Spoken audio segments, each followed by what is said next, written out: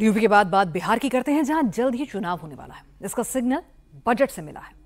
प्रधानमंत्री मोदी अपने तीसरे कार्यकाल के पहले बजट में ही नीतीश कुमार की विश को पूरा कर दिए हैं। 14 साल पुरानी नीतीश की इच्छा को पीएम मोदी ने पूरा कर दिया। नीतीश कुमार खुश हैं, बेहद खुश हैं। मोदी को, उनकी पार्टी को शुक्रिया अदा करते नहीं थक रहे हैं। आज विपक्ष इसे झुंझुना करार दे रहा है। बजट में मोदी ने बिहार को ऐसा क्या दे दिया कि नीतीश खुश हो गए, बिहार की जनता भी खुश हो गई और विपक्ष के हाथ से वोट बैंक वाला मुद्दा भी छिन गया है। आखिर इस बजट के बाद ऐसा क्यों कहा जा रहा है कि बिहार में चुनाव जल्द भी हो सकते हैं? हम इसके लिए लगातार बोलते रहे और इन लोगों को भी हमने कहा, तो अब एक बात हो रहा था विशेष राज्य का दर्जा पहले से खत्म हो गया है। हम लोगों ने ही कह दिया कि विशेष राज्य का दर्जा दीजिए या विशेष अधिकार के लिए मदद दीजिए, यहाँ के लिए जो जरूरत है बिहार के लिए। विशेष पैकेज, विशेष राज्य के लिए भीख मत मांगिए, आप मंत्रिमंडल से हट जाइए। कांग्रेस बिहार विरोधी है, कभी बिहार को उन्होंने मदद नहीं किया। मनमोहन सिंह जी की सरकार थी तो आप बताइए कि वह उस समय भी हम लोग डिमांड कर रहे थे, एक पैसा को कभी कुछ दिया बिहार को? लालू जी के बदौलत सरकार चल रही थी। 26,000 करोड़ दिया गया,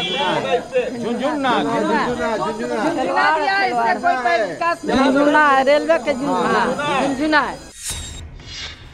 नीतीश कुमार ने जो बिहार के लिए मांगा वो तो नहीं मिला, लेकिन उससे कम भी कुछ नहीं मिला है। नीतीश जो चाहते थे उसकी शुरुआत हो गई है, भले ही रास्ते बदल गए हों।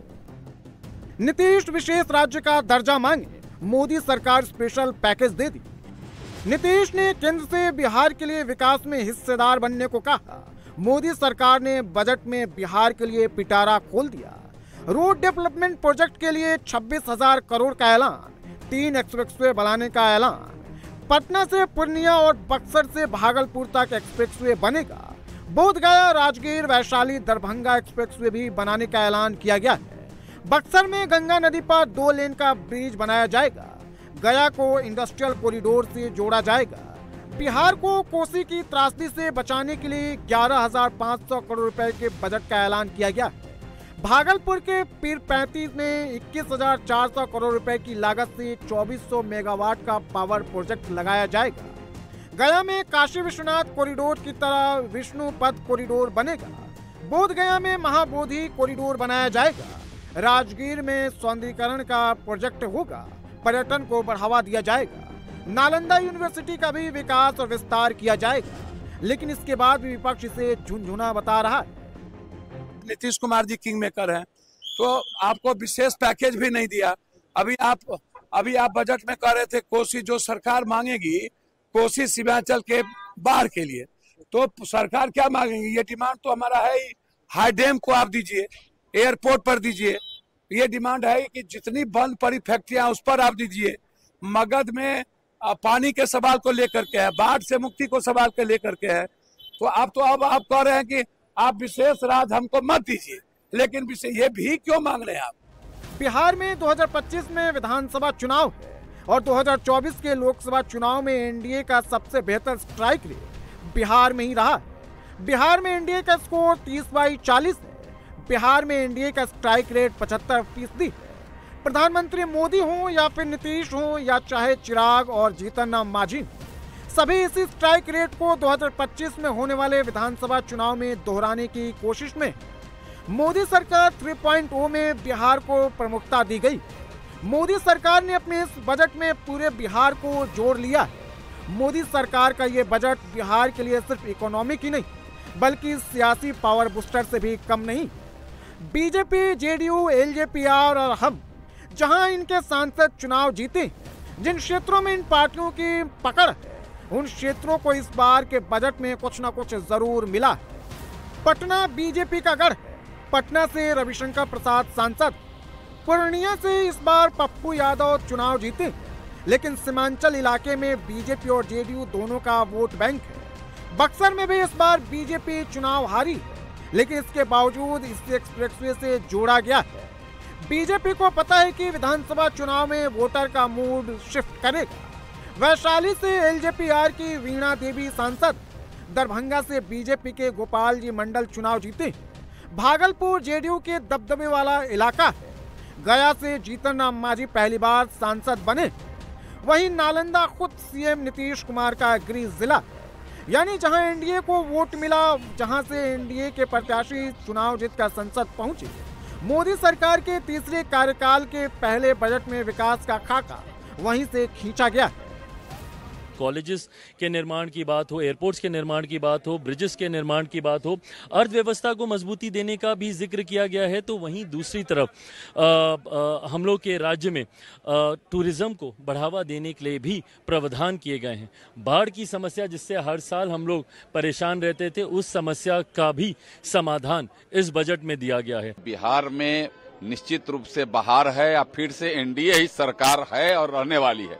और इसके लिए जो भारत सरकार ने जो दिल खोल करके बजट में जो बिहार के विकास के लिए किया है, मैं सबसे पहले देश के यशस्वी प्रधानमंत्री जी का, देश के वित्त मंत्री जी का मैं हृदय से बिहार के एक सांसद होने के नाते मैं बधाई करता हूं, धन्यवाद करता हूं। बिहार वासी आज शुक्रगुजार हैं प्रधानमंत्री के और केंद्र सरकार के, जिन्होंने चिर लंबित मांग को पूरी किया है। और सबसे आश्चर्य और दुखद तो ये था कि अभी 1 घंटे पहले तक विशेष पैकेज और विशेष मदद के मुद्दे पर वही राजनीति कर रहे थे जिनके समय में सबसे पहले इस मांग को खारिज किया था यूपीए सरकार के समय में।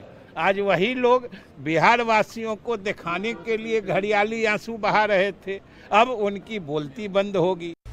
मोदी सरकार इस बार बिहार पर विशेष ध्यान देगी, ये तो 4 जून को ही तय हो गया था। और 7 जून को जब मोदी को एनडीए का नेता चुना गया, उस दिन नीतीश कुमार ने इस पर मुहर भी लगा दी थी। आज देश बहुत आगे बढ़ेगा। अब बिहार का भी तो सब काम हो ही जाएगा। जो कुछ भी बचा हुआ है उसको ही कर देंगे। सबसे पुराना इलाका है, तो इसीलिए हम लोग तो पूरे तौर पर हर तरह से जो आप चाहिएगा उस काम के लिए हम लोग लगे रहेंगे। नॉर्थ बिहार का वो इलाका जिसे हर साल कोसी नदी अपना शिकार बनाती है, और इस बार मोदी सरकार कोसी की त्रासदी को रोकने के लिए कोसी मेची लिंक प्रोजेक्ट का ऐलान की है। 11,500 करोड़ रुपए इस पर खर्च होगा, लेकिन इसके पूरा होते ही नॉर्थ बिहार का 73.63% इलाका बाढ़ की चपेट से बच जाएगा। बिहार बम हो गया, जो बाढ़ ग्रस्त इलाका है, तो अब हमारा गोरखपुर भी बाढ़ से बचेगा। बिहार में जो नेपाल से फ्लड आते हैं उसको सिर्फ बिहार का प्रॉब्लम मत देखिए। बिहार में नेपाल से जो फ्लड आते हैं बरसात के समय में तबाही मचते हैं, ये देश का समस्या है। नीतीश जिस काम को करवाना चाहते थे उस काम को प्रधानमंत्री मोदी अपनी 3.0 के पहले ही बजट में कर दिए हैं। नीतीश तो गदगद हैं, लेकिन विपक्ष को अभी भी बिहार से नाइंसाफी लग रही है। विशेष राज्य की मांग पर विपक्ष दिल्ली से लेकर पटना तक माहौल बनाए हुए है। विशेष राज्य की मांग तो नीतीश की थी, लेकिन अब इसे आरजेडी हाईजैक करने की कोशिश में कह रहे हैं कि छलावा है, कुछ नहीं। क्या कहेंगे, एजेंडा विहीन लोग, क्या प्रोपगंडा के एजेंडा है इनके पास? प्रोपगंडा के सिवा दूसरा कुछ नहीं है। ये कह रहे हैं कि प्रोपेगेंडा करते हैं आप। बिहार के युवाओं को सकते हैं, तो अपना समय में कुछ किए नहीं। मनमोहन सरकार ने विशेष न पैकेज दिया, न विशेष दर्जा। ये कह रहे हैं कि मनमोहन सिंह की जब सरकार थी उस समय विशेष दर्जा को खारिज किया गया। मनमोहन सिंह की सरकार ने या कांग्रेस की सरकार ने क्या किया, इसका तो देश की जनता देख रही है। आप क्या कर रहे हैं इसका ये हिसाब देना आपको। देख नहीं रहे लोग, हम लोग कर रहे हैं, तो देख नहीं रहे, चकाचक बिहार है। विशेष राज्य का दर्जा मिले, ये प्रस्ताव हम लोगों ने सर्वसम्मति से केंद्र में भेजने का काम किया था। हम लोग को आशा थी कि माननीय मुख्यमंत्री जी, मोदी सरकार के कैबिनेट में आए हैं लोग उनके, हमको लगता है कि बिहार को विशेष राज्य का दर्जा मिलेगा। और माननीय मुख्यमंत्री जी हमेशा मांग करते रहे हैं कि बिहार को विशेष राज्य का दर्जा मिले, लेकिन केंद्र सरकार एक भी उनकी बात नहीं सुनी। इसलिए माननीय मुख्यमंत्री से मैं कहूंगा कि बिहार के साथ सौतेलापन व्यवहार हुआ है, बिहार के साथ अन्याय हुआ है। इसलिए आप केंद्र सरकार से समर्थन वापस लीजिए, सरकार को गिराइए, इंडिया गठबंधन की सरकार बनाइए।